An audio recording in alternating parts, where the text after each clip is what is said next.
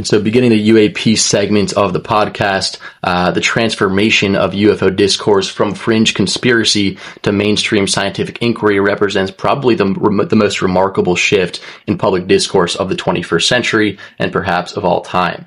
And it was the 2017 New York Times article and the revelation of the Pentagon's AA-tip program and the release of authenticated military footage. The rabbit hole has absolutely exploded since then.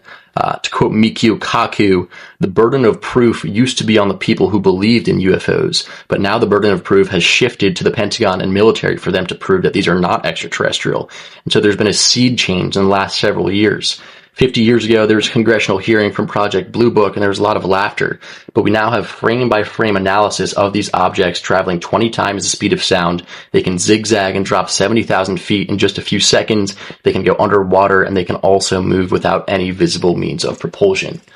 And so, getting into Project Bluebook, 701 official UFO reports in just 22 years. So Project Bluebook establishes the historical credibility for UFO investigations through official government documentation of these 701 unexplained sightings out of the 12,000 plus cases in the 22 years Bluebook was active from 1947 to 69. Obviously, like I said, no coincidence the project started just weeks after Roswell's 1947 sighting, which is commonly referred to as the first contact event in modern UAP lore. And some of the marquee cases from 47 to 69 explored in Bluebook are the 1952 Washington, D.C. sighting, the 1965 Tinker Air Force Base in Oklahoma, the 1966 Ann Arbor, Michigan sighting, and the Ellsworth Air Force Base incident in South Dakota in 1966. And so one thing I can't mention Project Bluebook without talking about is the estimate of the situation document that was produced as a culmination of Project Sign, which was the first leg of Bluebook in 1948. And so the infamous estimate of the situation document reportedly concluded that some UFOs were indeed of extraterrestrial origin, and that document was allegedly rejected and destroyed by higher-ranking officials.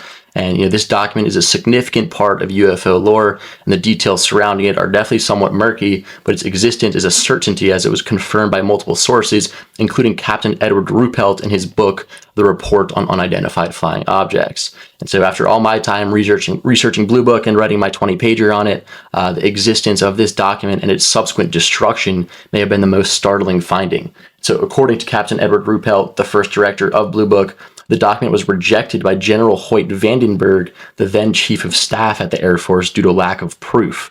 And ironically, one of the craziest UFO encounters of all time took place at Vandenberg Air Force Base in 1964 when a black football field-sized UAP hovered over the base for hours. And now, Roswell 1947 is the case that started it all. It's probably the most notorious UFO case in American history. It's often considered the event that thrust UFOs into the American public consciousness, and was not so coincidentally also the year that Bluebook started as Project Sign. And so on July 8, 1947, the Roswell Army Airfield issued a press release stating they had recovered a flying disc, which was later retracted and identified as a weather balloon. The incident was largely forgotten about until 1978, when Colonel Jesse Marcel, alongside ufologist Stanton Friedman, the first military officer to investigate the crash, claimed the debris was of extraterrestrial origin.